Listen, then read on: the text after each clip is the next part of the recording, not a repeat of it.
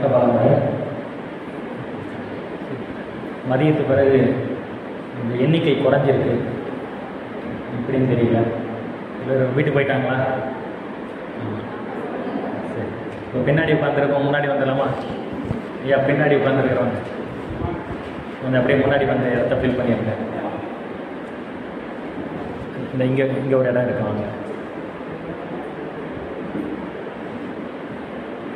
நாம் அப்போ பார்த்தது காலையில் என்னென்ன பார்த்தோம்? வாழும் காலத்தில் உயிர்நிலையை பார்த்தோம். அப்புறம் சொல்லுங்கள், தூக்கம் வருதா? பிறப்புக்கு முன்னாடி உயிர்நிலையை பார்த்துட்டோம். நல்லா தெளிவாக இருக்கா? சொல்லுங்கள், உடம்புல உயிர் எங்கே இருக்குது? இப்போ கொஸ்டின் ஆன்சர் செக்ஷன். ஆமாம், அப்படி தான் உங்களுக்கு தூக்கம் வராமல். சொல்லுங்கள், உடம்புல உயிர் எங்கே இருக்குது? உடம்புல உயிர் எல்லா இடத்துலையும் இருக்குது, எல்லா இடத்துலையும் இருக்குது.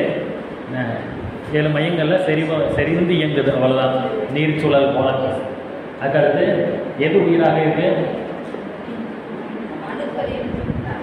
அணுக்களின் கூட்டம். ஸோ உயிர் அப்படிங்கிறது தனித்த பொருள் கிடையாது. செல்ஃபோனில் சிம் கார்டு மாதிரி தான் உயிர். ஆனால் சிம் கார்டு ஒரு தனி பொருள். ஃபோன் ஃபுல்லாக சிம் கார்டு இருந்தால் எப்படி இருக்கும், அது மாதிரி வச்சுக்கோங்களேன். உடம்புல எல்லா இடத்துலையும் சிம் கார்டு இருக்குது ஃபோனில், அது மாதிரி. ஸோ உடம்புல எல்லா இடத்துலையும் உயிர் இருக்குது. அணு கூட்டம் தான் உயிராக இருக்குது. ஏன் கண்ணுக்கு தெரியல உயிர்? அணுக்களை நீங்கள் என்ன சொல்லணும்னா, காற்றையே நம்ம கண்ணால் பார்க்க முடியாது. ஆனால் காற்றுக்கும் முந்திய, காற்றை விட முன்னிய ஒரு மூலக்கூறு தான் இந்த அணு, அதாவது விண்.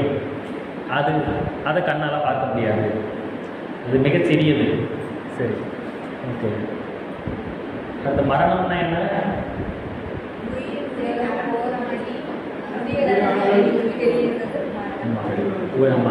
வித்துடைய அளவும் தரமும் திறமும் குறைவதனால அதிலிருந்து ரீசார்ஜ் ஆகி கொண்டிருக்கக்கூடிய உயிர் அணுக்கள், இந்த உயிர் விண்கூட்டமானது அளவு குறையும். ஸோ வித்து குறைந்தால் உயிரும் குறையும்.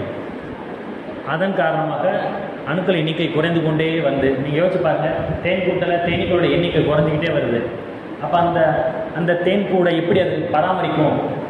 ஒரு பெரிய தேன் கூடு பார்க்குறீங்கன்னா அதில் 10,000 தேனீக்கள் இருக்குது. அப்போ ஒவ்வொரு தேனீக்கள் குறைஞ்சி 100 தேனீ தான் இருக்குன்னா அது எப்படி ரன் பண்ண முடியுமா? அப்போ அது இடத்த காலி பண்ணத்தானே பார்க்கும். அப்போது என்ன அர்த்தம்னா, அந்த உடம்பு, அந்த அவ்வளோ பெரிய தேன் கூட்டை சமாளிக்கிறதுக்கு, ஹேண்டில் பண்ணுறதுக்கு ஈக்குவலான தேனீக்கள் இல்லை. அதுபோல் இவ்வளோ பெரிய மனித உடம்பை இரத்த ஓட்டம், வெப்ப ஓட்டம், காற்று ஓட்டம், இது எல்லாத்தையும் நிர்வாகம் செய்வதற்கு தேவையான அணுக்கள் இல்லை. அதன் காரணமாக தோல்வி அடைஞ்சு, எப்பா என் தோல்வியை நான் ஒத்துக்கிறேன், உன்னோட இனிமேல் நான் குடும்பம் நடத்த முடியாது, நான் கிளம்புறேன் அப்படின்னு கிளம்புது. உண்மை அதுதான். உன்னோட இனிமேல் என்னால் வாழ முடியாது, என் தோல்வியை நான் ஒத்துக்கிறேன் அப்படின்னு சொல்லி தான் அதை மகிழ்ச்சி தோல்வி அடைந்து அப்படிங்கிற அந்த வார்த்தையை பயன்படுத்துகிறேன். அதுக்கடுத்து சிறப்பாக அப்போ வாழும் காலத்தில் உயிர்நிலையை தெரிஞ்சுக்கிட்டோம். அதுக்கடுத்து பிறப்புக்கு முன்னாடி எது நம்முடைய முன்பிறவி? ஆமாம், தாய் தந்தையர் தான் முன்பிறவி. ஆமாம், பெண் பிறவி எது? நம்முடைய குழந்தைகள் தான். ஸோ அதே போல் உடலை நமக்கு முற்பிறவியில் நம்ம விலங்குகளாகவோ தாவரங்களாகவோ பிறந்திருக்க முடியாது. அது மட்டும் நல்லா ஞாபகம் வச்சுக்கோங்க. ஏன்னா அவைகளெல்லாம் புண்ணியம் செஞ்சுருக்கு, அதனால் மனுஷனாக வந்துச்சு. நாம் பாவம் செஞ்சால் மறுபடியும் என்ன பூச்சியாக பிறந்தோம், பாம்பாக பிறந்தோம் அப்படிங்கிறதெல்லாம் எதுவுமே கிடையாது. அது எல்லாமே என்ன அதெல்லாம் கட்டுக்கதைகள். அதெல்லாம் சிந்தனை வளர்ச்சி இல்லாத காலகட்டத்தில் மக்கள்கிட்ட ஒரு அறியாமையை பயன்படுத்தி அச்சமூட்டியோ அல்லது ஆசை காட்டியோ அவங்களை ஒழுங்குபடுத்துவதற்காக சொன்னேன். மற்றபடி ஒரு குதிரையோட கருமையும் குதிரையோட தான் சேரும், மனுஷனோட சேராது. இதற்கு உதாரணமாக இன்னொன்று ஞாபகம் வச்சுக்கோங்க, ஒரு விலங்குகளுக்கு பாவப்பதிவும் கிடையாது, புண்ணியப்பதிவும் கிடையாது. தெரியும் இல்லையா? சில பேர் கவனிச்சிருக்க மாட்டீங்க. பாவப்பதிவு புண்ணியப்பதிவு இந்த கர்மயோகா கர்மாஸ் தியரிங்கிறது மனுஷனுக்கு மட்டும்தான். ஒரு புலி ஒரு மானை போய் வேட்டையாடுது, அதனால் அது பாவப்பதிவா?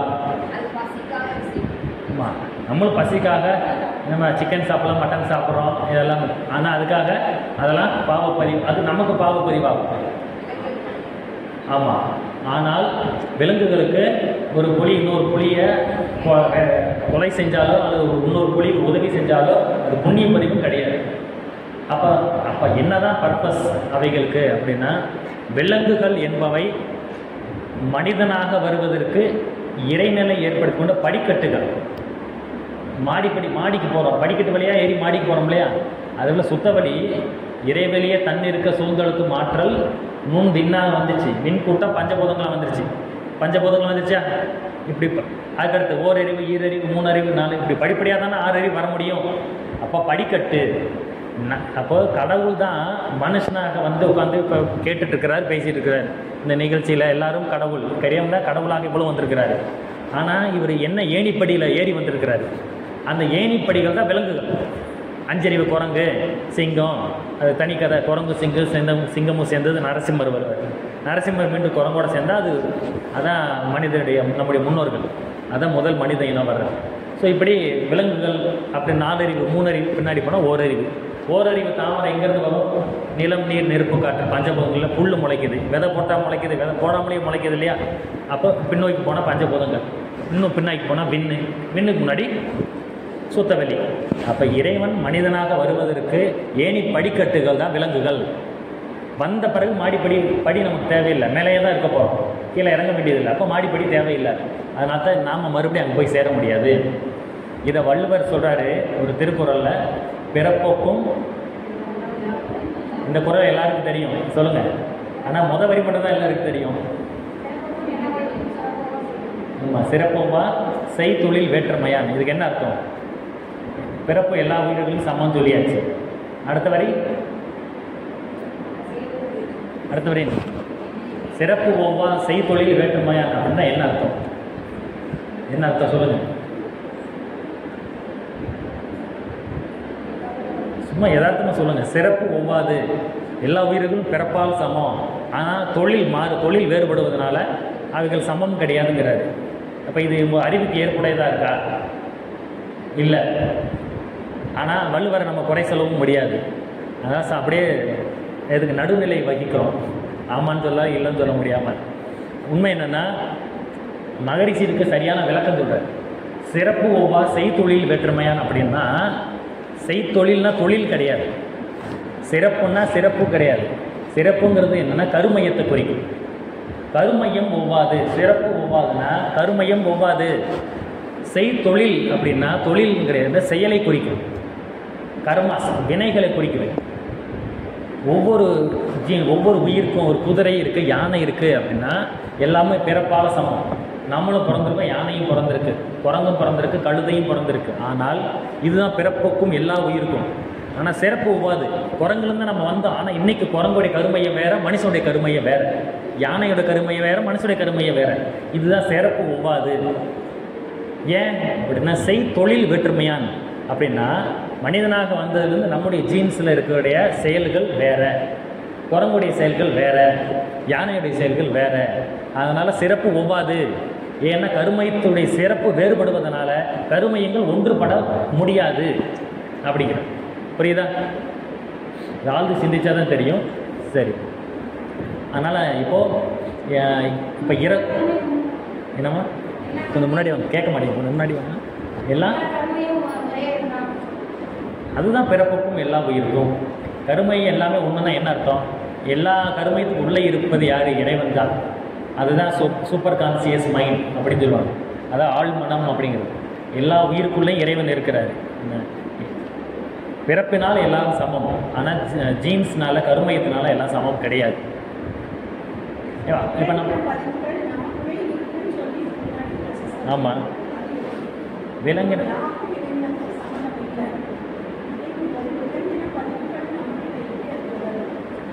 அது பழக்கம்தான். இப்போ குரங்கும் அந்த கதையை சொல்லி குரங்குலேருந்து மனுஷன் வந்தாங்கன்னா இப்போ குரங்குலேருந்து இப்போயும் குரங்கு இருக்குது, இப்போ மனுஷன் வர்றானா அதுலேருந்து? இல்லை. ஏன்னா மனுஷன் எப்படி வந்தான்? குரங்கு ப்ளஸ் ஆமாம், தெரியுமா? இப்போ நிறைய தெரிஞ்சிருக்கீங்க. யாழின்னு ஒரு மிருகம் இருக்குது, சிங்கம் மாதிரி இருக்கும். கோயிலில் யாழி சிற்பம் இருக்கும்.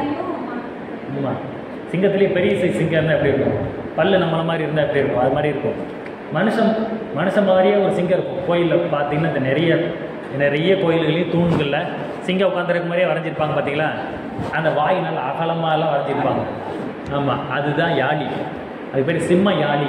இந்த யாழியிலே 2 டைப் இருக்குது, சிம்ம யாழி, யானை யாழின்னு இருக்குது. சில தும்பிக்கையோட ஒன்று இருக்கும், அதுவும் யாழி தான். யானை மகா யாழி, இது சிம்ம யாழி. ஸோ சிங்கம்னு வச்சுக்கோங்களேன், சிங்கத்தை பார்த்துருக்குறோம் இல்லையா, அதை விட இன்னும் டபுள் சைஸாக கொஞ்சம் பெருசாக இருந்தால் எப்படி இருக்கும் என்ன, அதுதான். அது இப்போ இல்லை, அது தன் இனத்தை கொண்டு தானே சாப்பிடக்கூடியது, அது அழிஞ்சு போச்சு. அந்த என்ன, ஒரு புலி இன்னொரு புளியை கொண்டு சாப்பிடாது, கொல்லும் ஆனால் சாப்பிடாது. சிங்கம் இன்னொரு சிங்கத்தை கொல்லும் ஆனால் சாப்பிடாது, இதை கொண்டு சாப்பிடும், அதனால் அழிஞ்சு போச்சு. அந்த யாழிக்கும் ஒரு ஆண் யாழிக்கும் வாலில்லாத பெண் குரங்கிற்கும் இடையில சந்தர்ப்பவசமாக ஒரு இனச்சேர்க்கை ஏற்படுது. இது ஆக்சிடென்டல் மேட்டிங் அப்படின்னு மகிழ்ச்சி சொல்கிறாங்க. இந்த சந்தர்ப்பவசமான இனச்சேர்க்கையில் ஒரு உருவம் உருவாகுது, ஒரு ஆண் உருவம் பிறக்குது. அவர் தான் நரசிம்மர். நரசிம்மர் பார்த்தீங்கன்னா குரங்கு உடம்பு, மனுஷ உடம்பாக இருக்கும், அதை குரங்கு உடம்பு. தலை சிங்கம், அப்பாவுடைய தலை, அப்பா மாதிரி முகம், அம்மா மாதிரி உடம்பு, அதான் நரசிம்மர். நரசிம்மருடைய இது உண்மை, உயிரின பரிணாமத்தை தசாவதாரத்தில் சொல்லியிருக்கிறாங்க. நரசிம்மருடைய அம்மா குரங்கு, அப்பா சிங்கம். இப்போ நரசிம்மர் பிறந்துட்டாரு, அவர் இனப்பெருக்க சக்தியோடு பிறந்திருக்கிறார். அவர் வளர்ந்த கூட்டம் குரங்கு கூட்டத்தோடு தான் வளர்ந்து, அம்மா தாயிலிருந்து குரங்கு, அப்போ அந்த கூட்டத்தில் தானே அவர் வளருவார். அப்போ அதில் பருவம் அடைந்தால் மீண்டும் குரங்குகளோடு தான் இனச்சேர்க்கை நடக்கும். அப்படி பிறந்த குழந்தைகள் தான் மனிதர்கள். குரங்கும் சிங்கம் சேர்ந்து நரசிம்மர். நரசிம்மர் பாருங்க நிமிர்ந்து நடக்கிறாரு, குரங்கு நிமிர்ந்து, நம்ம நிமிர்ந்து நடக்கும். அது நரசிம்மர் நிமிர்ந்ததுனால. முகம் பார்த்தீங்கன்னா குரங்கு சிங்கமும் குரங்கு சேர்ந்த மிக்ஸு தான் நரசிம்மர். அந்த சிங்கம் மறுபடியும் குரங்கோட மிக்ஸ் ஆனால் என்ன உருவம் வருமோ அதான் நாம. சிங்கத்துடைய முகம் சதுரமாக இருக்கும், அதே போல் நமக்கு சதுரமாக இருக்கும். சிங்கத்துடைய கேரக்டர் நிறைய மேட்ச் ஆகும். தோல் மெல்லிஸாக இருக்கும், மற்ற எல்லா விலங்குகளுக்கும் முடி இருக்கும், குரங்குக்கும் முடி இருக்கும். ஆனால் சிங்கத்துடைய தோலில் முடி இருக்காது. அதனால தான் மனுஷனுக்கு தோலில் முடி இருக்காது. சிங்கத்துடைய கலர் தான் நம்மக்கிட்டையும் ப்ரௌன் கலர் தான் இருக்கும். இந்த மாதிரி நிறைய விஷயங்கள் இருக்கும். ஸோ இந்த மாதிரி சிங்கத்தில் ஆண் சிங்கத்துக்கு தான் தாடியும் மீசையும் இருக்கும், பெண் சிங்கத்துக்கு மீசையும் தாடியும் இருக்காது. ஆனால் அதே போல் தான் பெண்களுக்கு மீசையும் தாடி இல்லாமல் இருக்கிறதுக்கு காரணம் பெண் சிங்கத்துக்கு இருக்காது. ஸோ இந்த மாதிரி நிறைய கேரக்டர் மேட்ச் ஆகும். இப்படி மனுஷன் உருவாக்கிட்டான். நரசிம்மர் சேர்ந்து பெண் குரங்கோட சேர்ந்து 4 குழந்தைகள் பிறகுன்னு வச்சுக்கோங்களேன். அதை ஆதாம் ஏவாள் மாதிரி வச்சுக்கோங்க.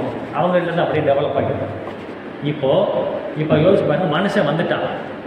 இப்போது குரங்குக்கோ அல்லது சிங்கத்துக்கோ அல்லது நரசிம்மர், இவங்க 3 பேருமே விலங்கு தான். இப்போ நரசிம்மர் தன்னோட வாழ்ந்துட்டு இருக்கிற ஒரு குரங்கை கொலை செஞ்சிடுறாரு. அதனால் அவர் பாவப்பதிவு கிடையாது. ஏன் அவர் அந்த கொலையை செஞ்சார்? அவரோட அப்பா சிங்கம், சிங்கத்துடைய ஜீன்ஸ், அதான் பழக்கப்பதிவுகள். விலங்குகள் பூரா பழக்கப்பதிவில் இருக்குது. இப்போ நரசிம்மரும் ஒரு கொலை செய்கிறாரு, ஆனால் அவருக்கு பாவப்பதிவு கிடையாது. ஆனால் நரசிம்மர் ஒரு பெண் குரங்கோடு சேர்ந்து அந்த கூட்டத்திலேருந்து 4 குழந்தைகள் பிறந்துடுறாங்க. இப்போ இந்த 4 குழந்தைகள் வளர்கிறாங்க. இப்போது இந்த 4 குழந்தைகள் ஒரு குழந்தை வளர்ந்து இன்னொரு சகோதரனையோ அல்லது ஒரு குரங்கையோ, தன்னை தாய் இனத்தை சேர்ந்த ஒரு குரங்கையோ கொன்றுது. இப்போ இந்த மனுஷனுக்கு பாவப்பதிவு புரியுதா? இப்போ நீங்கள் பழக்கப்பதிவு எது, பாவப்பதிவு எதுன்னு கேட்டீங்கல்ல. இந்த குழந்தைங்க 4 குழந்தைங்க வளர்ந்தாங்களா, இவங்களுக்கு ஒரு கொலை செய்யணும்னு தோணுது இல்லை, அந்த தோணுனது பழக்கப்பதிவு. ஏன்னா அவங்க அப்பா தாத்தா ஜீன்ஸு, சிங்கத்தோடைய ஜீன்ஸ் இருக்கு இல்லையா.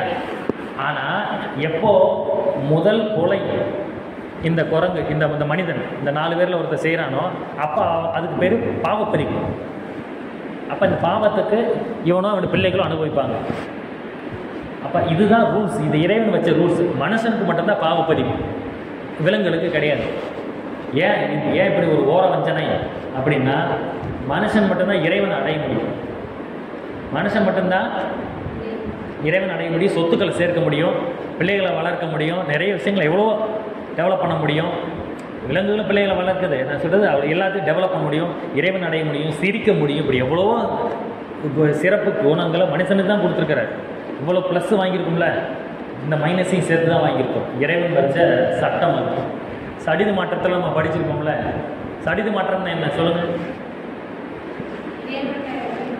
வேறுபட்ட உயிரங்கள் சேராது, சேர்ந்தாலும் கரு உருவாது, அப்படியே உண்டானாலும் இனச்சேர்க்கை பண்ண முடியாது, அதாவது மறுபடியும் குழந்தை பெற முடியாது. ஸோ நாயோட தான் சேரும், இது முதல் ரூல். ஆனால் நாய் மற்ற உயிர்களோடையும் சேரும். என்ன நீங்கள் யூடியூப்பில் கூட பார்க்கணும், மற்ற உயிர்களோடையும் சேரும், ஆனால் கன்சீவ் ஆகாது. இது முதல் ரூல். ரெண்டாவது ரூல் கன்சீவ். ஆனால் அதே நாய் நரி கூட சேரும். நரி கூட சேர்ந்துச்சுன்னா கன்சீவ் ஆகும். தெரியுமா? கேள்விப்பட்டிருக்கீங்களா? தெரியுமா தெரியாதா? நாயும் நரியும் இனச்சேர்க்கை இருந்தால் குழந்தைகள் பிறக்கும், குட்டிகள் பிறக்கும். அது உலகிடும், நரி மாதிரி உலகிடும் சொல்லுவாங்க. ஆனால் அந்த குட்டிகள் மறுபடியும் வளர்ந்து இனப்பெருக்கம் பண்ண முடியாது. ஏன்னா அது மலடா பிறக்கும். அப்போது இதே போல் தான் குதிரையும் கழுதையும் சேர்ந்த கோவேறு கழுதைன்னு ஒன்று வரும். அந்த கோவேறு கழுதை வளர்ந்து தாய் இனத்தோடையோ தந்தை இனத்தோடையோ இனச்சேர்க்கை செய்யலாம். ஆனால் கன்சீவ் ஆகாது. அந்த கோவேறு கழுதை அத்தோட முடிஞ்சு, அதோடைய வம்சம் அத்தோட முடிஞ்சு. அந்த நரிக்குட்டிகள், நரிக்கு பிறந்த நாய்க்குட்டிகள் சரி, நாய்க்கு பிறந்த நரிக்குட்டிகள்னாலும் சரி, அந்த குட்டிகளோடு அந்த வம்சம் முடிஞ்சு. அடுத்தது இனப்பெருக்கம் பண்ண முடியாது. இதுதான் ரெண்டாவது ரூல். முதல் ரூல் என்ன? வேறுபட்ட இனங்கள் சேராது, சேர்ந்தாலும் கன்சீவ் ஆகாது. அப்படியே கன்சீவ் ஆகி பிறந்தாலும் ரீப்ரொடியூஸ் பண்ண முடியாது மறுபடியும். ஆனால் நரசிம்மர் பாருங்கள், சிங்கமும் குரங்கும் சேர்ந்துருச்சு. நரசிம்மர் கன்சீவ் ஆகிட்டார். அவரும் வளர்ந்து மறுபடியும் குரங்கு போட்டதுடைய வாழ்ந்து பிள்ளைகளையும் பெற்றுட்டார். இறைவன் தான் ரூல்ஸ் போடுறாரு, அவர் தான் அதை உடைப்பார், பிரேக் பண்ணி வர்றாரு. இதுதான். ஸோ இப்படி விலங்குகிட்ட இருக்கிற வரைக்கும் அது பழக்கப்பதிவு. மனுஷனுக்கு வந்தால் பாவப்பதிவு. அந்த பாவமே பழக்கமாகிட்டு திரும்ப வருது. சரி, இப்போ அடுத்த டாபிக் நம்ம போகலாம். ஸோ உங்களுடைய அவரோடு எதிர்பார்க்கக்கூடிய இறப்புக்கு பின் உயிரின் நிலை, அதை பற்றி நம்ம சொல்லுவோம். நீங்கள் ஒரு டவுட்டு கேட்டீங்க, அதை இன்னும் பெண்டிங்லேயே வைங்க. இந்த டாபிக் முடிச்சுக்குவோம். டைம் முக்கியமானதை நம்ம முடிச்சுட்டு கடைசியில் கேள்வி பதில் வச்சுக்கலாம். மணி 3 ஆகுது. ஸோ ஒரு அரை மணி நேரத்தில் உங்களுக்கு இந்த கான்செப்டை தெளிவாக சொல்கிறேன். அதுக்கடுத்து நீங்கள் என்கிட்ட 1 மணி நேரம் கேள்வி கேட்பீங்க. கண்டிப்பாக எனக்கு தெரியும், ஸ்ட்ராங்காக தெரியும். நீங்கள் 1 மணி நேரம் என்கிட்ட கேள்வி கேட்பீங்க. ஏன்னா இந்த டாபிக் ரொம்ப அவ்வளோ முக்கியமானது. ஏன்னா முதல் 2 டாப்பிக்கே அவ்வளோ கேட்டீங்க, அப்படிங்கும்போது இதில் கண்டிப்பாக கேட்பீங்க. அதனால் ரெடியாக இருந்துக்கோங்க. தூக்கம் எதுவும் வருதா? தூக்கம் வரல இல்லை? தூக்கம் வந்தால் கூட அப்படியே நல்லா நிமிர்ந்து உட்காந்துக்கோங்க, ஆக்டிவாக இருக்கோங்க. அடுத்து கூட ஒரு டீ பிரேக்குக்கு ஏற்பாடு பண்ணுவோம். என்ன, அதனால் தூக்கம் வராத அளவுக்கு உங்களை நீங்கள் தற்காத்து கொள்ளுங்கள். ஒரு ஆசிரியருடைய வெற்றியே என்னென்னா, யாரையும் மாணவர்களை தூங்க விடாமல் பாடம் நடத்தணுமா, அதுதான் ஆசிரியருடைய வெற்றியா. அப்படி தூங்கிட்டாங்கன்னா அது ஆசிரியருடைய தோல்வியா. அவரை கவனிக்க வைக்கிற அளவுக்கு உனக்கு நடத்த தெரியல, அப்போ உனக்கு தான் திறமை இல்லை அப்படின்னு அர்த்தம். இது சைக்காலஜிக்கலி உண்மைங்க. எப்போ உண்மை அதுதான். நம்ம மனசு ரொம்ப தெளிவானது. நம்ம புத்திசாலி இல்லையோ, நம்ம மனசு ரொம்ப ரொம்ப புத்திசாலி. அது ஆதாயம் இல்லாமல் எந்த ஒரு வேலையும் செய்யாது. ஏன்னா அதுக்கு 2 இருந்தால் வேலையை செய்யும். ஒன்று இன்ட்ரெஸ்ட் இருக்குது, இன்னொன்று பயம் இருக்கும். இன்ட்ரெஸ்ட் இருந்தால் அது கவனிச்சு ஒரு வேலையை செய்யும், இல்லைன்னா பயம் இருந்தால் அது வேலை செய்யும். இப்போ எக்ஸாம் முன்னாடி பசங்க படிக்கிறாங்க, அது பயத்தில் படிக்கிறான். நல்லா படிக்கிறவன் டெய்லி படிக்கிறான்ல, அது இன்ட்ரெஸ்ட்டு. இந்த 2 தான் அவனை வேலை வாங்கும். இந்த 2 தவிர வேறு ஒன்றுமே வேலை வாங்காது. நம்மளை கிளாஸுக்கு வரணும்னு நினச்சா இன்ட்ரெஸ்ட் தானே, அது மாதிரி. ஸோ இந்த மாதிரி எண்டில் ஒன்று வரும். ஸோ அந்த உங்களுடைய இன்ட்ரெஸ்ட்டை நான் இன்னும் கூட்டணும். சரி, இந்த தலைப்பு என்ன? இப்போ 3வது தலைப்பு அதை எழுதிக்கோங்க. இறப்புக்கு பின் உயிரின் நிலை, லைஃப் ஆஃப்டர் டெத்து. அதை எழுதிக்கோங்க, லைஃப் ஆஃப்டர் டெத். இப்போது இறந்த பிறகு என்ன ஆக போகிறோம் அப்படிங்கிற போல நீங்கள் அதுக்கு 3 வகையான மரணம், அதை எழுதிக்கோங்க. மரணத்தில் 3 டைப் இருக்குது. ஒன்று இயற்கை மரணம், எழுதிக்கோங்க, இயற்கை மரணம். அடுத்து 2வது செயற்கை. இயற்கை, செயற்கை. நம்முடைய செயல்களினால் வரக்கூடிய மரணம் தான் அது. அந்த செயற்கை மரணத்துக்கு பேர் அகால மரணம். நீ சொன்ன பேர் கரெக்டு தான். நம்ம செயல்களினால் வருது செயற்கை மரணம்.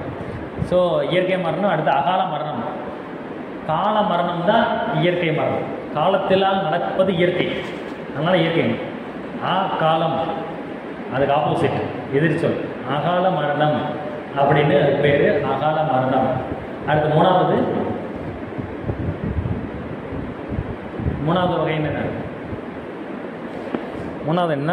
சித்தர்கள், ஞானிகள் மரணம். ஞானிகள் மரணம் அப்படி எழுதிக்கும். மகான்கள், சித்தர்கள், ஞானிகள் மரணம். இதுக்கு பேர் என்னென்னா, எப்படி சொல்ல, மகரிஷி சொல்லுவார், ஜீவ பிரம்ம ஐக்கிய முக்தி அப்படின்னு எழுதியிருப்பார். மகான் சித்தர்கள் மரணம்னு வச்சுக்கோங்களேன், ஞானிகள் மரணம். இப்போ இந்த 3ஐயும் வாசிங்க. ஃபஸ்ட் என்ன? ஏக மரணம். அடுத்து அகால மரணம். அதுக்கடுத்து ஞானிகள் மரணம். இப்போது இந்த 3க்கு எக்ஸாம்பிள். ஃபஸ்ட்டுக்கு இயற்கை மரணத்துக்கு எக்ஸாம்பிள் எழுதுங்க பக்கத்தில். 120 கன்ஃபார்ம் பண்ணிட்டீங்க, ஃபிக்ஸ் பண்ணிட்டீங்க. ஆமாம். ஸோ இயற்கை மரணத்துக்கு எக்ஸாம்பிள் முதுமையினால் முதுமை கமா நோய், இதனால் வரக்கூடிய மரணங்கள். முதுமையினால் ஏற்படும் மரணம், நோய்களினால் வரக்கூடிய மரணம். அது விடுங்க, வலி நோய் மரணம் இங்கே அந்த தீரி வேறு. மரணம் இது நோயினால் வரக்கூடிய நாங்கள் நீங்கள் என்ன சொல்ல வரீங்கன்னா, வலிங்கிறது சின்னது, அது நீடிச்சுக்கிட்டே இருந்துச்சுன்னா அது நோய். அது மரணத்தில் கொண்டு போய் விட்டுச்சுன்னா அது ஸ்டார்டிங் டு எண்டிங் மாதிரி சொல்கிறாரு. இயற்கை மரணத்துலேயுமே பார்த்தீங்கன்னா உங்களுக்கு வலி இல்லாமல் மரணம் வருது. இப்போ ஃபார் எக்ஸாம்பிள் ஒருத்தர் 90 வயசுக்காரர் இறந்துட்டார், அவர் தூக்கத்திலே இறந்துட்டார் அப்படின்னு சொல்லுவோம்னு வச்சுக்கோங்களேன். அவர் முழிச்சிக்கிட்டு இருக்கும்போது இறந்தால் கூட அவருக்கு துன்பம் இல்லாமல் இறக்க முடியாது. உடம்பு விட்டு உயிர் போகுது அப்படின்னாலே அது கஷ்டப்பட்டு தான் போகும். சடனாக ஒரு இதாகும், வலிக்கும், அப்புறம் உயிர் போயிடும். அப்போ வலி இல்லாமல் மரணம் வந்து கிடையாது. வலி இல்லாமல் பிறப்பும் இல்லை, வலி இல்லாமல் மரணமும் இல்லை. சரி, இப்போ தூக்கத்தில் அவர் செத்துட்டார் அப்படின்னு அப்பையும் வலி இருக்கும். அதை அவர் உணராமே அது வேணால் நல்ல சாகுன்னு சொல்லிக்க வேண்டியதான். உணராமலே அவர் போயிட்டார். அதனால் வலி இல்லாமல் எந்த மரணமும் கிடையாது. சரியா? ஸோ ஃபஸ்ட்டு இயற்கை மரணம். இதில் என்னென்ன வரும்? ஆமாம், முதுமை ப்ளஸ் நோய். அடுத்து 2வது அகால மரணம் சொல்லுங்கள். இப்போ ஆக்சிடென்ட், எழுந்து விபத்து, ஹார்ட் அட்டாக்கு கூட நோயில் தான் சார் வரும். ஆமாம், அது இயற்கை மரணம் தான். இயற்கை மரணம் தான். ஆமாம், கொலை, விபத்து, கொலை, தற்கொலை. விடுங்க, அது ரெடியாக எழுதுங்க. கொலை, தற்கொலை, விபத்து. இன்னும் பயப்படாதீங்க, நான் அரை மணி நேரத்தில் இதை காத்து முடிச்சிருவேன். இன்ட்ரெஸ்டிங்காக தான் இருக்கும். நம்ம இவ்வளோ நாள் நம்ம மனசுக்குள்ள இருந்த பயமெல்லாம் போயிடும், கிளியர் ஆகிடும். சரியா? ஸோ விபத்து, கொலை, தற்கொலை, இந்த 3மே என்ன? அகால மரணம். அடுத்து 3வது ஞானிகள் மரணம். மகரிஷி, சித்தர்கள், தாய்மானவர், வள்ளலார் கதை வேற. என்ன, வள்ளலாருடைய கதை வேற. வள்ளலார் வந்து மகரிஷியோட கலந்தார். அதுக்கு முன்னாடி அவர் கொலை செய்யப்பட்டார் அப்படின்னு தான் மகரிஷி எழுதியிருக்கிறார். நான் காலையில் கூட சொன்னேன். நான் காலையில் சொன்னேன்ல, கவனிச்சிங்களா? சொன்னேன், கவனிச்சிங்களா? ஆமாம் ஆமாம், வள்ளலார் ஜோதியில் மறைஞ்சிட்டாரு அப்படின்னு சொல்கிறாங்க. இதெல்லாம் கிடையாது. ஜோதியில் தள்ளி விட்டது யாருன்னு நந்தனாரை தான் தள்ளி விட்டாங்க.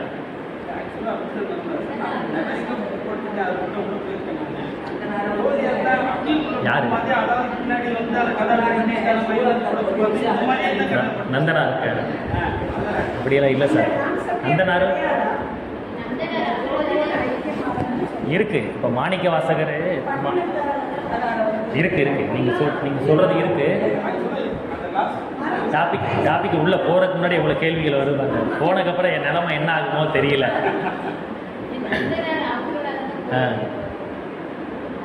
அதாவது என்னங்க இல்லை, அப்படி இல்லைங்க மகரிஷி. நான் கவியோட சொல்கிறேன், உங்களுக்கு சொல்கிறேன். முதல் வள்ளலாரை சொல்லிடுறோம். வள்ளலாரையும் சரி, நந்தனாரையும் சரி, மாக்கோளம்ங்கிற நூல் இங்கே இருக்குது, படித்து பாருங்கள். எடுத்துக்காட்டு, நான் கவியை காட்டுறேன்.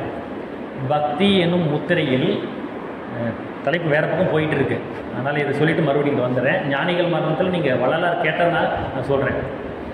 பக்தி என்னும் முத்திரையில் பலர் திரைக்கு பின்னால் பலர் புரிந்த அநீதிகளை விளக்கப் போகுமோ, பலர் புரிந்த அநீதிகளை விளக்கப் போகுமோ அப்படிங்கிற. பக்தி என்னும் திரையில், பக்தி என்னும் முத்திரையில் திரைக்கு பின்னால் விளைந்த அநீதிகளை விளக்கப் போகுமோ. புக்தி மிக்க சமணர்களை கழுவிலே கொன்றோர் புண்ணியர்கள் எனப்பட்டார் அறியாதவரால். சமணர்களை கழுவேற்றியதுன்னு நம்ம ஹிஸ்டரி படிச்சிருக்கோம் இல்லையா? அது சொல்கிறார். அவங்கெல்லாம் செஞ்சவங்கெல்லாம் புண்ணியர்கள்னு சொன்னாங்களா மக்கள், அவங்கள போல செஞ்சவங்களை. அதான் பக்தி மிக்க சமணர்களை கழுவிலே கொன்றோர் புண்ணியர்கள் எனப்பட்டார் அறியாதவரால். தூத்துக்குடி பக்கத்தில், கோவில்பட்டி பக்கத்தில் ஒரு ஊருக்கு கழுகுமலைன்னு ஒரு ஊர். ஆமாம், அந்த ஊரில் சமணர் கோவில்னு இருக்கும் மலை மேலே. அது பேரே கழுமலை, சமணர்களே கழுவேற்றிய மலை, அது பேர் மாதிரி கழுமலை அப்படின்னு மாறிடுச்சு. அது மாதிரி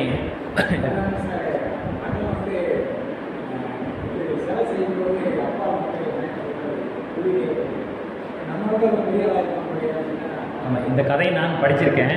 அது அங்கேயா சார்? அங்கே தான் நடந்துச்சா? அந்த மேலே கோவில், கழுகுமலை மேலே வெட்டுவான் கோவில்னு வந்து கோயில் பேர். கதைகள் சொல்கிறாங்க. ஆனால் மகரிஷி சொன்னது என்னென்னா, புத்திமிக்க சமணர்களை கழுகுகளே கொன்றோ புண்ணியர்கள் எனப்பட்டார் அறியாதவரால். அடுத்து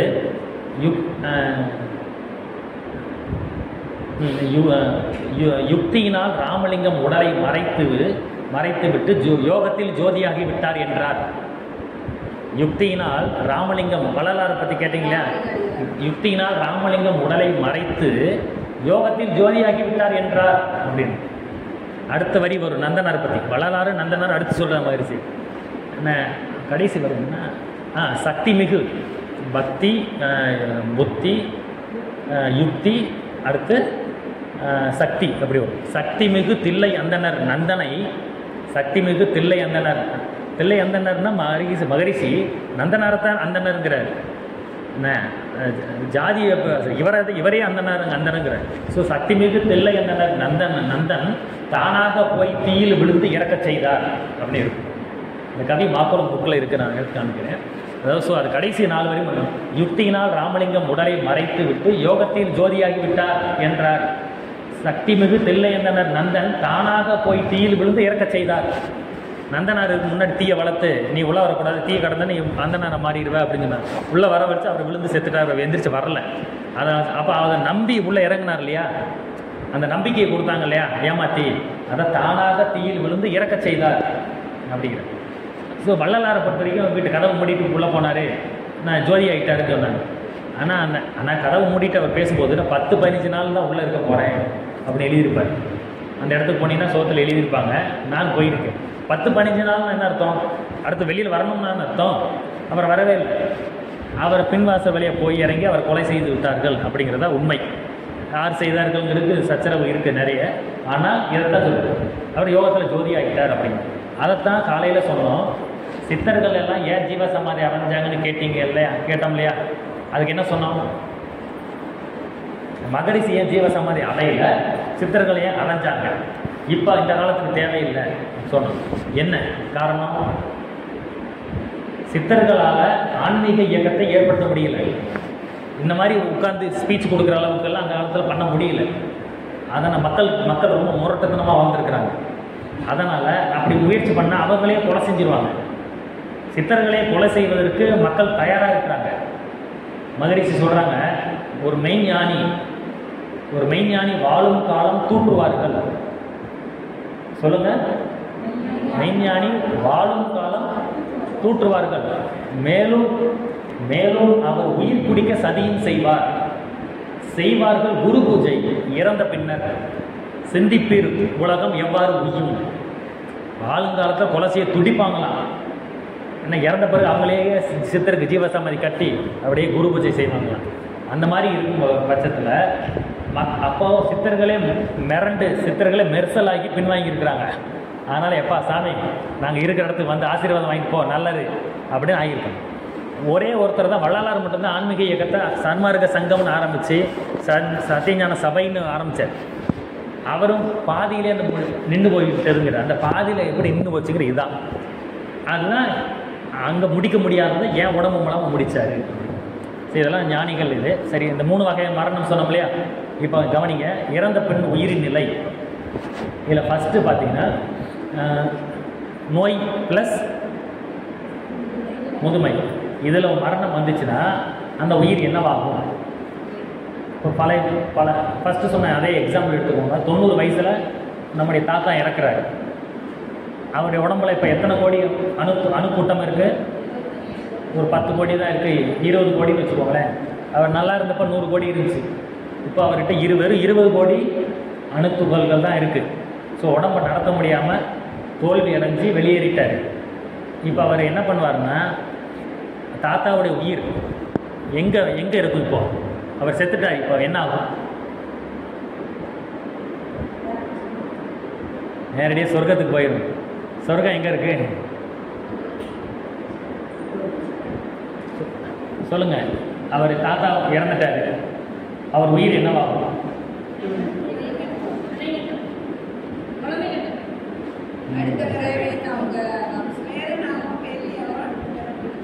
ஓ, பேரனாகவும் பேத்தியாகவும் பிறப்பெடுத்து வருவாங்க. தாத்தா இருக்கும் பொழுதே பேரன் பேத்தி பிறந்துடுறாங்கல்ல. அப்போ அவர் 2 பிள்ளைங்க பேரன் பேத்தி எடுத்துட்டாங்க, ஃபேமிலி பிளானிங் பண்ணிட்டாங்க. இப்போ எப்படி பிறந்து வருவாங்க?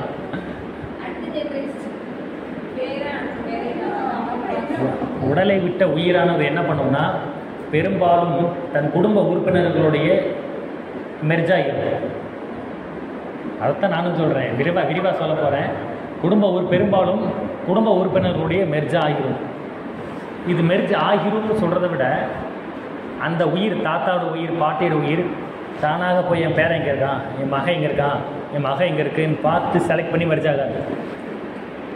வாழ்ந்து கொண்டிருக்கக்கூடிய அவருடைய பிள்ளைகள் அல்லது பேர பிள்ளைகளால் ஈர்க்கப்பட்டு அவர்களோட நம்ம தான் நம்ம தாத்தாவை இழுத்துக்கணும். நம்ம ஒரு காந்தம் மாதிரி. இறந்து போனால் அவர் உயிரானது ஒரு இரும்பு மாதிரி. இது காந்தம் தான் இரும்பை இழுக்கும். இரும்பு காந்தத்தை இழுக்கிறது, காந்தம் தான் இரும்பை இழுக்குது. அந்தளவுக்கு பெரிய சைஸ் காந்தம் வச்சு. நம்மக்கிட்ட 100 கோடி இருக்குது, அவர்கிட்ட 10 கோடி தான் இருக்குது. சின்ன இரும்பு பெரிய காந்தம் இழுக்கணும்ல, அப்படி தானே? கவனிக்கிறீங்களா? அதனால் இந்த சின்ன இரும்பை பெரிய காந்தமான வாழும் காலத்தில் இருக்கிற குடும்ப உறுப்பினர்கள் ஈர்த்துருவாங்க.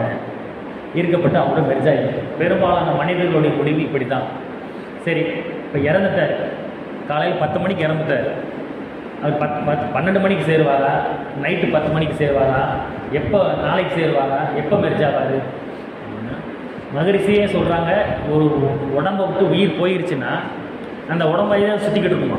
உடம்பு ஒட்டியே தான் இயங்கிக்கிட்டு இருக்கும். அடக்கம் பண்ண போனால் கூடவே தான் மிதந்துக்கிட்டு தான் வரும். ஏன்னா இத்தனை வருஷம் அதோட இணைஞ்சிருக்கு இல்லையா, அந்த இணைப்பின் காரணமாக அது கூடவே தான் வரும்.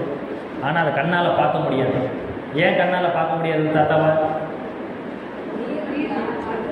அணுக்களின் கூட்டம். கண்ணுக்கு தெரியாது.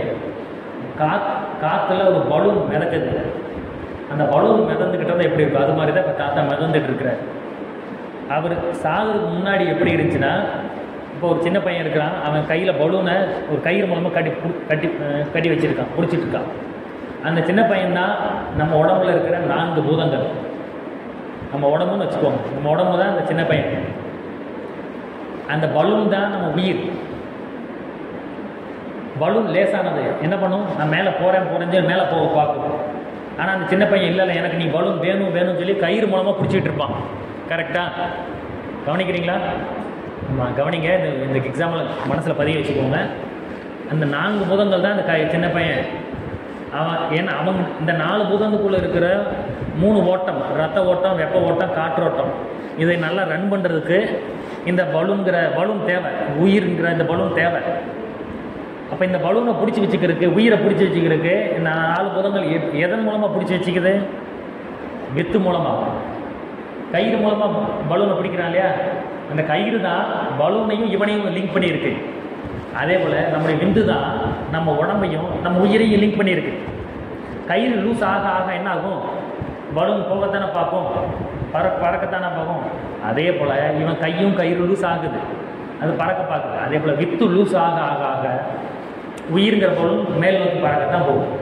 போன பலூனு அது மறுபடியும் எங்காச்சும் லேண்ட் ஆக முடியுமா? காற்று திசையில் அதை போட்டு போயிட்டே இருக்க வேண்டியதான். அது போல தான் சொல்கிறோம், இறந்தவர்களை நினச்சி யாரும் பயப்படவே வேண்டியதில்லை. இறந்தவர்களை நினைத்து யாரும் பேயாக வந்துடுவாங்க, பேய் இருக்கா இல்லையா, நம்பலாம், பார்த்துருக்காங்களா பார்க்கலையா, நம்பலாமா நம்பக்கூடாதா? அதனால் ஸோ மகரிஷி சொல்வது என்ன, பேய் அப்படிங்கிறது ஒன்று இல்லை. இறந்தவர்கள் யாரும் சொல்லுங்கள், இறந்தவர் ஆன்மா தான். ஆவி, பேய், ஆன்மா, உயிர் எல்லாமே ஒரே பொருளை தான் குறிக்கும். ஆனால் ஒவ்வொரு வார்த்தைக்கும் ஒரு வெயிட்டேஜ் இருக்குது, அவ்வளோதான். ஸோ ஆன்மா தான். அந்த ஆன்மா என்ன பண்ணும் அப்படின்னா, இறந்தவர்கள் யாரையும் பேயாக வந்து பிடித்து கொள்வது இல்லை. இதையும் மனசை பதிய வச்சுக்கோங்க. மகரிஷி சொல்வது, இறந்தவர்கள் யாரையும் பேயாக வந்து பிடித்து கொள்வது இல்லை. இறந்த பின்னர் அந்தந்த உயிரில் இருக்கக்கூடிய கருமையத்துடைய தன்மைக்கு ஏற்ப பெரும்பாலும் குடும்ப உறுப்பினர்களாலேயோ அல்லது செகண்ட் சாய்ஸ்ன்னு ஒன்று இருக்கும் இல்லையா, அது நெருங்கிய நண்பர்களாலேயோ ஈர்க்கப்பட்டு அவர்களோடு இணைந்து செயல்படும். அவ்வளோதான், அதுதான் அவர்களுடைய முடிவு. இப்போ தாத்தாவுடைய உயிர் மகனுடையோ மகளுடையோ பேரனுடையோ பேத்தியுடைய யாருடைய மாதிரி தான். இப்போது இந்த 4 பேரில் மக பேரன் பேத்தி, இந்த 4 பேரில் யார் கூட மெர்ஜ் ஆகணுங்கிறத அவருக்கும் தெரியாது, இவங்களுக்கும் தெரியாது. அதை யார் முடிவு பண்ணுறான்? இறைவன் தான் முடிவு பண்ணுறார். ஏன்னா இறைவன் தூணிலும் இருப்பான், துரும்பிலும் இருப்பான். அப்புறம் அந்த இறைவன் ஒவ்வொரு அணுக்குள்ளே இருக்கிறார் இல்லையா. மகரிஷி இந்த நவகிரக தவத்திலோடு சொல்கிறா இல்லையா, சுத்தவெளி அணுக்களுக்கு இடையிலேயும் அணுக்களுக்கு மத்தியிலையும் அறிவாக இருந்து கொண்டு எல்லாத்தையும் நடத்துது இல்லையா. அப்போது இறந்து போன தாத்தாவுடைய உயிர் இருந்தாலும் சரி, நம்ம அப்பாவுடைய உயிர் இருந்தாலும் சரி, அதில் அணுக்களுக்கு இடையிலேயும் அணுக்களுக்கு மத்தியிலையும் இறைவன் அறிவாக இருக்கிறார் இல்லையா. அது இந்த 4 பேரில் யார் ரொம்ப மேட்ச் ஆகுறாங்கன்னு அது தெரியும் இல்லையா, அவர்களோட இணைந்து செயல்பட வச்சோம். அதனால் இறந்து போன மனிதர்களை நினைத்து அவங்க எப்படி இறந்திருந்தாலும் பயப்படவே வேண்டியதில்லை. எந்த வகையான மரணமாக இருந்தாலும் பயமே பட வேண்டியதில்லை. 2வது மரணத்தை பற்றி டீட்டெயிலாக சொல்கிறேன். ஸோ ஃபஸ்ட்டு மரணம் இதுதான். நோய்வாய்ப்பட்டிருந்தால் அவங்க காற்றுல மிதந்துக்கிட்டு இருக்கிறாங்க, அவங்க உடம்புல இருக்கிற அணுக்களின் எண்ணிக்கை எவ்வளவு?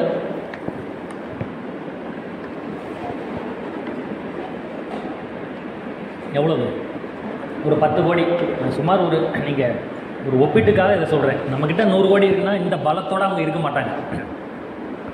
அப்போ கம்மியாக இருக்குது, 10 கோடி 20 கோடி. அது தானாகவே குடும்ப உறுப்பினர்களாலேயோ நெருங்கிய நண்பர்களாலேயோ ஈர்க்கப்பட்டுவிடும். இது அவர்களோடு இணைந்து செயல்படும். சரி, இணைஞ்ச பிறகு எப்படி செயல்படும்? இணைஞ்சாச்சு எப்படி செயல்படும்னா, அதை பிரித்து பார்க்கவே முடியாது. அது எப்படின்னா, இப்போது நம்ம அப்பா இருக்கிறாரு, நம்ம அப்பாவுக்கு 4 பிள்ளைகள், நாம் 2வது அல்லது 1வது 3வது நம்ம பிறக்கிறோம். நம்ம அப்பா தான் 4 ஜெராக்ஸ் எடுத்துருக்கிறார். நம்ம அப்பாவுடைய மறுபிறவி தான் நம்ம அண்ணன், நம்ம அக்கா, நம்ம தம்பி 4 பேருமே நம்ம அப்பாவுடைய ஜெராக்ஸு. அவர்கிட்ட என்ன கண்டென்ட் இருந்துச்சோ, அம்மா கிட்ட இருந்துச்சோ, அப்பா கிட்ட என்னமே நம்மக்கிட்ட இருக்குது. இப்போ 4 பிரிவாக எடுத்தாச்சா? இப்போ எல்லாமே ஒன்று தானே. உருவத்தால் தான் வேறு உயிரால் எல்லாம் ஒன்று தான். அதில் எது பெர்ஃபெக்டாக மேட்ச் ஆகுதோ அதோட நம்ம அப்பா நம்ம கூடயோ நம்ம அண்ணன் கூடயோ மேட்ச் ஆகாது. இதுதான் உண்மை. சரி, இப்போது சரி, என் கூட எங்கள் அப்பா எங்கள் அப்பா மெர்ஜ் ஆகிட்டாருன்னு வைங்க. உங்களோட உங்கள் அப்பா மெர்ஜ் ஆகிட்டார். அதை கண்டுபிடிக்க முடியாதுன்னு சொன்னோம். ஏன் கண்டுபிடிக்க முடியாதுன்னா, ஒரு பாத்திரத்தில் தண்ணி இருக்குது, 10 லிட்டர் தண்ணி இருக்குது. அதை பிரித்து என்ன 5 பாத்திரத்தை பிடிக்கிறோம், 2 லிட்டரு என்ன அதை பிரித்து 5 பாத்திரத்தில் இப்போ ஃபில் பண்ணுறோம். இப்போ ஒரு பாத்திரம் இருந்து இப்போ 5 பாத்திரம் ஆயிடுச்சா? இப்போ 5 தண்ணி ஆயிடுச்சா? ஆனால் இந்த 5மே ஒரே தண்ணி தானே, நம்ம பிரித்து வச்சுருக்கோம், அவ்வளோதான். இப்போ மறுபடியும் இந்த 5 பிரித்து சேர்க்குறீங்க. இப்போ என்ன வித்தியாசம் இருக்கும்? இப்போ அதே தானே, பாத்திரங்கள் தான் வேறு, தண்ணி ஒன்று தான். அதே போல் நம்ம அப்பா ஒன்று தான். அவர் எடுத்த ஒரு பாத்திரம் தான் நாம், இன்னொன்று நம்ம தங்கச்சி, இன்னொன்று நம்ம தம்பி, இன்னொன்று நம்ம அண்ணன், இவ்வளோதான். இது பிரித்தாலும் சரி, பிரித்து சேர்த்தாலும் சரி, எல்லாம் ஒன்று தான். பெரிய லெவலில் வித்தியாசம் இருக்காது. அவரவர் பிறந்த நவகிரக அமைப்புகள் என்ன, அப்பா அம்மாவுடைய உடல் அமைப்பு, உணவு அமைப்பு, இப்படி பல காரணங்களால விதிகள் முன்ன பின்ன இருக்குமே தவிர, ஒருத்தர் நல்லா இருந்தால் ஒருத்தர் நாசமாக போயிட்டா அப்படிங்கிறது கிடையாது. ஒருத்தன் நான் இன்றைக்கி நல்லா இருக்கேன்னா அவன் பின்னாடி அவன் பிள்ளைகள் அனுபவிப்பாங்க. எப்படினாலும் பேலன்ஸ் ஆகி தான் இருக்கும். ஆனால் இதை பற்றி ஒன்றும் கிடையாது. ஸோ குடும்ப உறுப்பினர்களோட சேரும் இல்லையா, நெருங்கிய நண்பர்களால் ஈர்க்கப்படும். அங்கேயும் ஒரே மேட்சிங் இருக்கிறவங்க தான் நண்பர்களாக. ஃப்ரெண்ட்ஸ் எல்லோரும் ஃப்ரெண்ட்ஸ் கிடையாது. பல வருஷ காலம் நமக்கு ஒரு ஃப்ரெண்டாக இருக்கிறான்னு அவன் தான் உண்மையான ஃப்ரெண்டு. ஏன்னா கேரக்டர் மேட்ச் ஆகுது, கருமையை மேட்ச் ஆகுது, அதனால தான் ஃப்ரெண்ட்ஸாக இருக்கிறான். சரி, இப்போ அடுத்து இப்போது ஒருத்தர் இறந்துட்டார். அவருக்கு ஃபேமிலியாலையும் ஈர்க்கப்படலை, அவருடைய ஃப்ரெண்ட்ஸாலையும் ஈர்க்கப்படலை. அப்படி ஒரு விசித்திரமான ஒரு ஜந்து, ஒரு ஜென்மம் இருக்குது. அவன் யாரோட போய் மெர்ஜ் ஆகும்? அதுதான் ஃப்ரெண்ட்ஸுன்னு சொல்லியாச்சு. என்ன அப்படி இல்லைன்னா என்ன, இப்போ ஹிட்லர் இருந்தாருன்னு நம்ம படிச்சிருக்கோம். அவருடைய உயிர் அவர் குடும்ப உறுப்பினருடையும் சேராதுன்னு வச்சுக்கோமே. அவர் ஒரு முரட்டுத்தனமாக இருந்திருக்கிறாரு, அவருக்கு நண்பர்களே இல்லை. அப்போ நண்பர்களோடையே சேர முடியாது. அப்போ யாரோட போய் சேரும்? அதே மாதிரி குணம் இருக்கிறவங்க பேர் தான் நண்பர்கள். சரியா? ஆமாம். அப்போ அவங்களோடய சேராது. அப்போ ஹிட்லருடைய உயிர் என்ன ஆகும்னா, ஆமாம் சார் எப்படி கலக்கலாக சொல்லிட்டாரா, அது அப்படியே சுற்றிக்கிட்டு அலைஞ்சிக்கிட்டு இருக்கோம் அப்படிங்கிறது அது உண்மைதான். ஆனால் அதுக்குன்னு ஒரு காலம் இருக்குது. ஏன்னா 120 வருஷம் 120 வருஷம் அந்த காற்று மண்டலத்தில் மிதந்து கொண்டு இருக்கும். அதுக்கப்புறம் அந்த 120 வருஷத்துக்குள்ளே யார் மேட்சிங் சோல் ஒரே ஃப்ரீக்வன்சி அவ்வளோ ஈர்க்கப்படும். 120 வருஷம் யாருமே கிடைக்கலனா அந்த அந்த 10 கோடி அன்றைக்கி 1 கோடி தான் இருக்குன்னு வச்சுக்கோங்களேன். 1 கோடி அணுக்கள் தான் இருக்குது. அது அப்படியே காற்றோட காற்றா மெர்ஜாயிடும். அப்படியே பிரிஞ்சு காற்றோட காற்றா மெர்ஜாயிடும். இதுதான் 140 வருஷம். அதாவது 7 பிறவி 7 ஜென்மங்கிறது இதுவும் ஒன்று. ஒரு ஜென்மத்துக்கு 20 வயசு 20 வருஷம். 7 2 14. இப்போ 7 பிறவி அப்படிங்கிறது இதுவும் ஒன்று. ஸோ இப்படி தான். ஸோ நம்ம குடும்ப உறுப்பினர்களாலேயும் நெருங்கிய நண்பர்களாலேயும் ஈர்க்கப்படும். அப்படி இல்லைன்னா காற்று மண்டலத்தில் மிதந்து கொண்டு இருக்கும். 120 வருஷங்கள் அவாட்டுக்கு பலூன் உலகம் பூரா பறந்துக்கிட்டு இருந்தால் எப்படி இருக்கும்? அந்த சின்ன பையன் விட்டுட்டான், பலூனை விட்டுட்டான். அது பல நாடுகளில் பாஸ்போர்ட் விசா இல்லாமல் அப்படியே உலகம் பூரா சுற்றிட்டு வருது. அதனால என்ன யூஸு? வாழும் காலத்தில் பாஸ்போர்ட்டு கிடைக்காம அவர் வெளிநாடே போகாமல் இருந்துச்சு. இன்றைக்கி 120 வருஷம் உலகத்தில் இருக்கிற எல்லா நாடுகளையும் பார்த்துட்டு பாட்டுக்கு காற்றோட காற்றா மெர்ஜாயிரு. இது நான் காமெடிக்கு தான் அதை சொல்கிறேன். அவர் எதையும் பார்க்க முடியாது. அவருக்கு கண் இல்லை, காது கிடையாது, மூக்கு, கை கால்கள் எதுவுமே கிடையாது. அவரால் வெளி உலகத்தை தொடர்பு கொள்ளவே முடியாது. அவருக்கு தான் இருப்பதே தெரியாது. ஓகேயா? அவருக்கு தான் இருப்பதே தெரியாது. அது இறைவன் தான் அந்த உயிரை வழி நடத்துகிறாரு. 120 வருஷம் கழித்து காற்றோட காற்றா கலந்து. இதுதான் அவருடைய பெரும். இதுதான் பொதுவாக மனிதர்களுடைய முடிவு.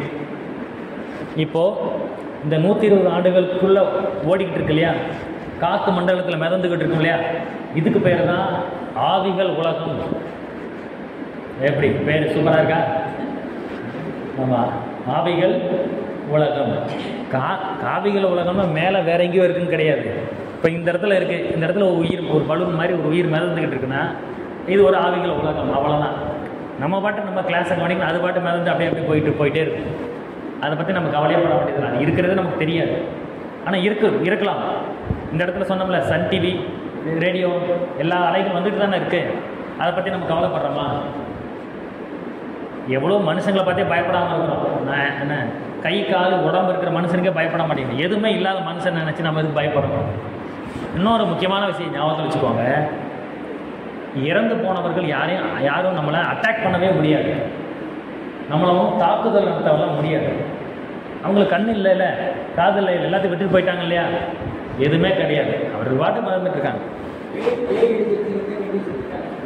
ஆமாம், அது சொல்கிறேன். அடுத்து 2வது மரணம், அகால மரணத்தில் அது வரும். அது வரும்போது சொல்கிறேன் சார். இப்போ 2வது பாயிண்ட் கவனிங்க. அகால மரணம். அகால மரணம் என்னென்ன? இப்போ தான் கொஞ்சம் திகிலாக இருக்கா?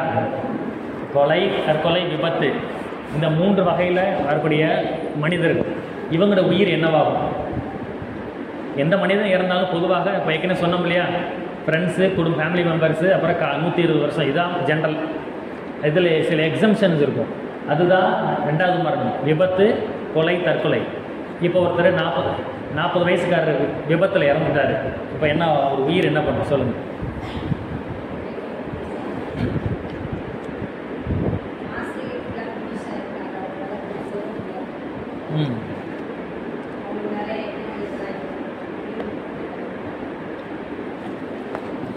இது மரணத்தில் இருக்கும்ல, முதுமை மரணத்தில் இருக்கும்ல, நிறைவேறாத ஆசைகள் இருக்கும்ல.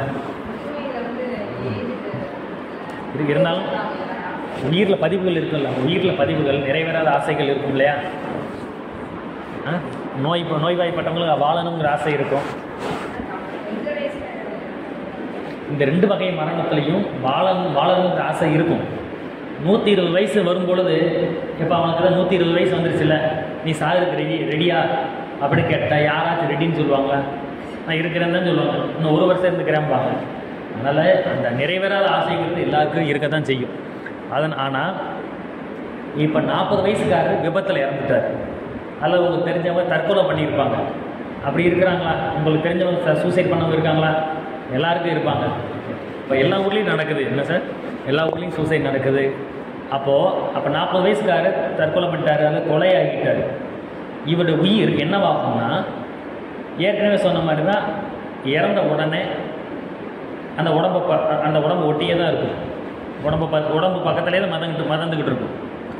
சுடுகாடு போகிற வரைக்கும் கூடவே தான் வரும், யார் கண்ணுக்கு தெரியாது. அந்த மறுபடியும் அங்கேயோ அல்லது வீடுகளே கூட சுற்றிட்டு இருக்குன்னு வச்சுக்கோங்களேன். அதுக்கப்புறம் என்ன ஆகும்னா, பேய் பிடிக்கிறது அப்படின்னு சார் கேட்டாங்க. இந்த மாதிரி 3 வகையான அகால மரணத்துக்காரங்க தான் பேய் பிடிக்கிறது. இவர்களுடைய உயிர், இவருடைய அணுக்களின் எண்ணிக்கை 100 கோடி. நமக்கும் 100 கோடி, அவங்களுக்கும் 100 கோடி. இப்போது 40 வயசுக்காரர் இறந்துட்டாரு. அவர் மகனுக்கு ஒரு 15 வயசு இப்படி வச்சுக்கோ. அவர் தம்பி, அவர் அண்ணன், ஏன் அவர் அப்பாவே இருக்காருன்னு வச்சுக்கோமே. ஸோ இவங்கெல்லாம் ஒரே ஃபேமிலி மெம்பர்ஸ் தானே. அவர் தம்பி இருக்கிறாரு வச்சுக்கோங்க. தம்பி இதே போல் 100 கோடி உயிர் தொகைகளோடு இருக்கிறார். அவரோட இவர் மெர்ஜ் ஆகாது. அவரோட மட்டும் இல்லை, யாரோடையும் மெர்ஜ் ஆகுது. ஏன் ஸ்ட்ராங்காக இருக்கிறாங்க. இவரும் 100 கோடி, செத்தவரும் 100 கோடி. அப்போ காந்தம் வடக்கும் என்ன பண்ணும், தள்ளி விடும் இல்லையா. காந்தம் சின்ன இரும்பை இழுக்கும், தனக்கு இணையான காந்தத்தை தள்ளி விடும் இல்லையா. வடக்கு தள்ளி விடுது இல்லை, அப்படி எடுத்துக்கோம். அப்போ தள்ளி விட்டுரும், அப்போ ஈர்க்காது. இது அப்படி ஈர்த்தாலும் 100 கோடி + 100 200 கோடி அணுத்துகள்கள் இங்கே ரன் ஆகுறதுக்கு இவர்கிட்ட விந்து ஸ்ட்ராங்காக இருக்கணும். அதொன்றும் இருக்காது, அதனால் ஈர்க்காது. விரல் கேட்ட வீக்கம் தான் எல்லா உயிரும் செய்யும். நம்ம உடம்புக்கு என்ன சக்தியோ அதுதான் ஈர்க்கும். இப்போது அப்போ வேறு வழி இல்லை. அவர் ஃப்ரெண்ட்ஸ் கூடயும் மெர்ஜ் ஆக மாட்டார், வேறு நம்முடைய சொந்தக்காரங்கள உணவையும் மெர்ஜ் ஆக மாட்டார். அப்போது இவருடைய உயிர் என்னவாகும் அப்படின்னா, ஒன்றும் இல்லை, காற்று மண்டலத்தில் இப்படியே மிதந்துக்கிட்டு இருக்கும். இதே போல் 120 வருஷம் மேக்ஸிமம் டைம், நான் சொல்கிறது மேக்ஸிமம் டைம் காற்று மண்டலம் மிதந்து கொண்டு இருக்கும். ஆனால் இது ஒரு சில குறிப்பிட்ட இடங்களை போய் சேரும். அதுதான் புளிய மரத்தில் பேய் இருக்குது, முருங்கை மரத்தில் பேய் இருக்குது, பனை மரத்துலையும் சேர்த்துட்டாங்களா இப்போ. சரி, பனை மரத்துலையும் இருக்குது, இருட்டில் பேய் இருக்குது, கிணத்துல பேய் இருக்குது, ஆற்றுல பேய் இருக்குது அப்படின்னு சொல்கிறது எல்லாமே பார்த்தீங்கன்னா அதுதான். அது எப்படி அப்படின்னா, சரி அதை அடுத்து சொல்கிறேன். இந்த மாதிரி இடங்களில் போய் சேரும். அங்கே போய் அப்படியே மிதந்துக்கிட்டு இருக்கும். எப்போயும் நீங்கள் ஒன்று மட்டும் ஞாபகம் வச்சுக்கோங்க, இந்த உயிர் இவர் ஆக்சிடெண்ட்டில் இறந்துட்டார்.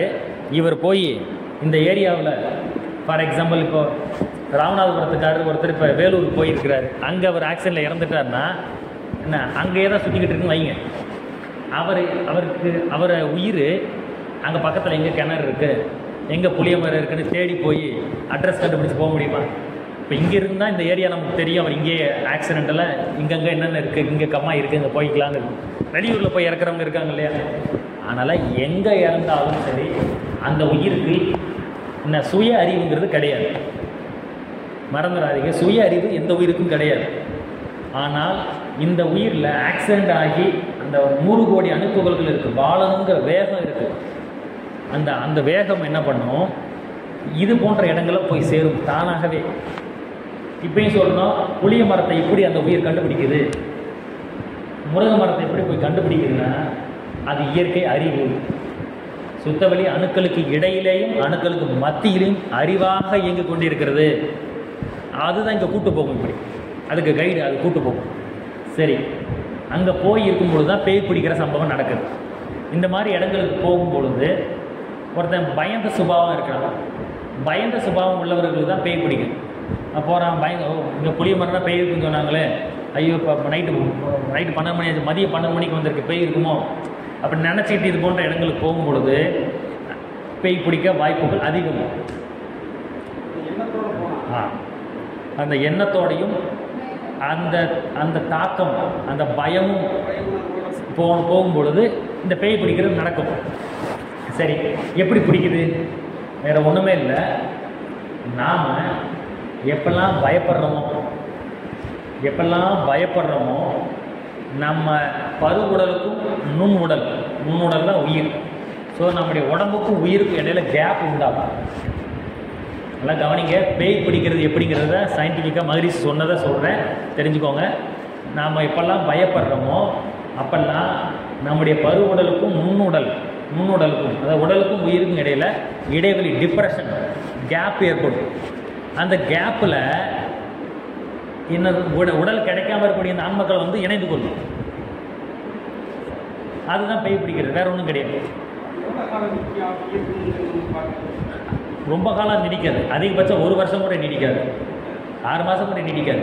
யாருக்காச்சும் நிரந்தரமாக பேய் பிடிச்சி கேள்விப்பட்டிருக்கீங்களா? நிரந்தரமாக அடிக்கலைனாலும் போகும் சார். அடித்தா வேகமாக போகும், அடிக்கலாம் மெதுவாக போகும் சார். அவ்வளோதானே, போயிடும், கன்ஃபார்மாக போயிடும்.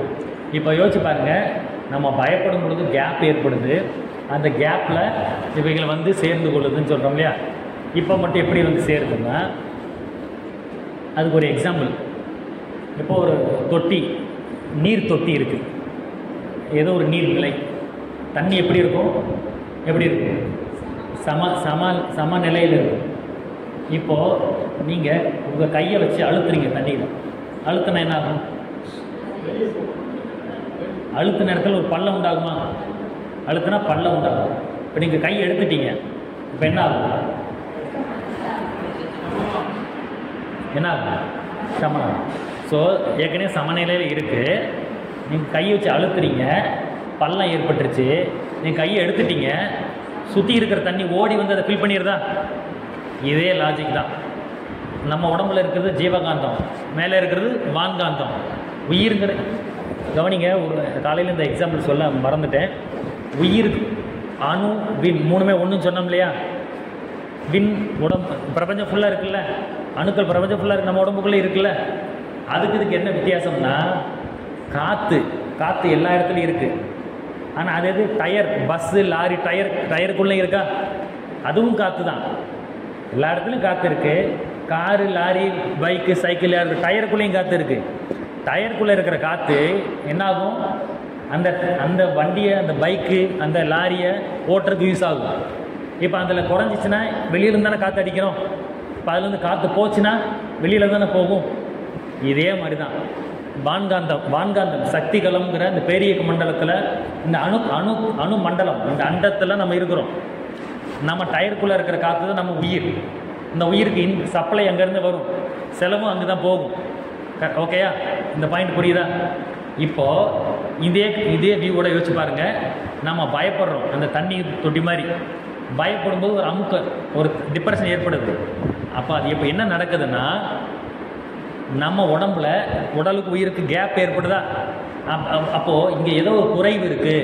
அந்த சுற்றி இருக்கிற தண்ணி ஓடி வந்து ஃபில் ஆகுது இல்லை? ஏன் ஓடி வருது? அங்கே ஏதோ ஒரு பள்ளம் இருக்குது, ஓடி வந்து ஃபில் பண்ணணும்னு வருது இல்லை? தண்ணியுடைய இயற்கை அறிவு அங்கே வந்து ஃபில் பண்ணுது. இப்போ யோசிச்சு பாருங்கள், அப்படி தண்ணி ஓடி வரும்பொழுது பக்கத்தில் ஒரு தூசு இருந்துச்சுன்னா அது இழுத்துட்டு வருமா இல்லையா? நீங்கள் அமுக்குறீங்க, அந்த தூசு பக்கத்தில் இருக்குன்னா அது ஓடி இங்கே வந்துடுமா? இதுதான் பேய் பிடிக்கிறது. நாம் பயந்துக்கிட்டே இருக்கோம். அப்போது வான்காந்தம் நினைக்குது, வான்காந்தத்துக்கு ஒரு உணர்வு என்ன? இங்கே ஒரு டிப்ரெஷன் ஏற்படுது, இங்கே உடலுக்கு உயிருக்கு இடையில கேப் ஏற்படுது. ஏன்னா உயிர் இங்கே இயங்கிக்கிட்டே இருக்கணும், இதுதான் இயற்கை நிகதி. அப்போ அங்கே ஒரு கேப் ஏற்படுதுன்னா ஓடி வந்து அதை சரி பண்ணணுன்னு தான் வான்காந்தத்துடைய வேலை. அப்போ சுற்றி இருக்கிற வெண் துகள்கள் எல்லாம் ஓடி வந்து இங்கே ஃபில் ஆகும். அப்படி வரும்பொழுது அங்கே இருக்கிற பேயை சேர்த்து கூட்டு வந்து அந்த ஆன்மா உள்ளே வந்து வருது. இவ்வளோதான், இதான் பேய் பிடிக்கிறது. இப்போ அந்த ஆள் விரும்பி ஒன்றும் நம்மக்கிட்ட வரல, அவர் ஒரு விபத்து போல் நம்மக்கிட்ட வந்துட்டார். அவர் செத்ததும் விபத்தில், அவர் நம்மக்கிட்ட வந்ததும் விபத்துனால. ஆனால் அவர் கூப்பிட்டது யார்? கூப்பிட்டது நம்ம தான். அவர் கூப்பிட்டுருக்கோம். ஆமாம், அவர் வரவழைச்சது நம்ம தான். நாம் பயந்தோம், அந்த கேப்பில் அவர் வந்து நம்மக்கிட்ட மெர்ஜ் ஆகிட்டார். இதுதான் நடந்தது. புரியுதா? சரி, இப்போ வந்தாச்சு. இதுக்கு பிறகு தான் பேய் பிடிக்கிறது. வந்த பிறகு இப்போ அது சாட்டையோ ஏதோ மந்திரமோ கோயிலுக்கோ இந்த மாதிரி இடங்களுக்கு போனோம்னா அங்கே இருக்கிற சக்தியின் காரணமாக உள்ளே வந்த உயிரானது, நம்ம கூட மெர்ஜான அந்த ஆன்மாவானது அதிர்வு, வைப்ரேஷன் ஆகும். அதெல்லாம் ஸ்மூத்தாக செயல்பட முடியாது. அப்போ அதுக்கு ஒரு பொருந்தா உணர்வு ஏற்பட்டு வேமா நம்மளை விட்டு போயிடுச்சு. இப்போ சாட்டையடி கோயில் இதெல்லாம் நம்ம ஊரில் தான் இருக்குது, ஆப்பிரிக்காவில் இல்லை, அமெரிக்காவில் இல்லை. அப்போ என்ன ட்ரீட்மெண்ட்டு? தானாகவே போகும். ஏன்னா நீங்களே யோசிச்சு பாருங்கள், இப்போ 2 பேரும் ஃப்ரெண்ட்ஸு இருக்கிறாங்கன்னா 2 பேருடைய கேரக்டர் ஒத்து போனால் தான் அந்த வீட்டில் இருக்க முடியும். இப்போ கணவன் மனைவி ஒரு வீட்டில் இருக்கிறோம்னா கணவனுடைய 2 பேருடைய கேரக்டர் ஒத்து போனால் தான் அந்த வீட்டில் நம்ம வாழ முடியும். கேரக்டர் மாறிச்சுன்னா இடம் மாறிடும். அப்போது கேரக்டர் மாறின ஒருத்தரை வம்பா கூட்டு வந்து வீட்டில் உட்கார வச்சா என்ன ஆகும்? அவர் எவ்வளோ நாள் வீட்டில் இருப்பார்? போயிடுவார் இல்லையா? அது மாதிரி தான் நமக்கு பொருத்தமில்லாத ஒருத்தர் விபத்து காரணமாக நம்மக்கிட்ட வந்தார், அவர் எவ்வளோ நாள் நீடிக்க முடியும்? அந்த உயிர் இந்த உடம்பை அலர்ஜியாக ஃபீல் பண்ணும். ஐயோ வந்து தொலைஞ்சிட்டோம், எப்போ காலகாலத்தில் இவனை விட்டு கிளம்புறது அப்படின்னு அது பார்க்கும். நம்ம அதை எப்படி விரட்டி விடுறது பார்ப்போம். அது ஏன் நான் போயிடறேன் ஜாமி அப்படின்னு அது போயிடுது. இதுதான் உண்மை. ட்ரீட்மெண்ட் பண்ணால் வேகமாக போகும், இல்லைன்னா மெதுவாக போகும். மற்றபடி வேறு ஒன்றுமே கிடையாது. ஸோ இதுதான் பேய் பிடிக்கிறது அப்படிங்கிறது. சரி, இப்போ சொன்னோம் இல்லையா, இப்போ ஒருத்தர் அதுக்காக செத்து போன எல்லாரும் பேயை பிடிக்கிறது இல்லை. ஆக்சிடெண்ட்டு, கொலை, தற்கொலை எல்லாரும் போய் பிடிச்சிக்கிறது இல்லை. இப்போ பழைய எக்ஸாம்பிளுக்கு வருவோம். இப்போ ஒருத்தர் 40 வயசில் அவர் விபத்தில் இறந்துட்டார். இப்போ அவர் உடம்பு எங்கெங்கே கிணறு இருக்கோ, ஆறு இருக்கோ, புளியமாக இருக்கோ, அங்கே அப்படியே மிதந்துக்கிட்டு இருக்குது, அப்படியே இருக்குது. இப்போது அவர் யாரையும் போய் பிடிக்கல, பயப்படுறவங்க யாரும் அவர்கிட்ட வரல. அதனால் பேய் பிடிக்கிற கான்செப்டை விட்டுருங்க. இப்போ அவருடைய உயிர் என்ன ஆகும்? இந்த மாதிரி இடங்களில் மிதந்துக்கிட்டே இருக்கும், மிதந்துக்கிட்டே இருக்குமா? ஆனால் உடனே ஃபேமிலி மெம்பர்ஸ்னாலேயோ ஃப்ரெண்ட்ஸ்லேயோ உடனே சேராது. ஏங்கிறது காரணம் அப்பவே சொன்னோம். என்ன காரணம்? தூக்கம் வருதா? நல்லா நேராக நிமிந்து பாருங்க எல்லாரும். அதனால் எதனால் உடனே சேராது? ஆமாம், நம்ம உயிர் துகளுடைய எண்ணிக்கை 2 இடத்துல சமமாக இருக்குது. அப்போ கொஞ்ச காலம் மிதந்துக்கிட்டே இருக்கும். எப்போ இறந்து போன உயிர்த்துடைய எண்ணிக்கை குறையுதோ அப்போ தான் ஈர்க்கப்படும். ஈர்த்துருவாங்க, அது கன்ஃபார்மாக ஈர்த்துருவாங்க. இப்போ 40 வயசில் அவர் இறந்துட்டார், 50 வயசில் அதை அவர்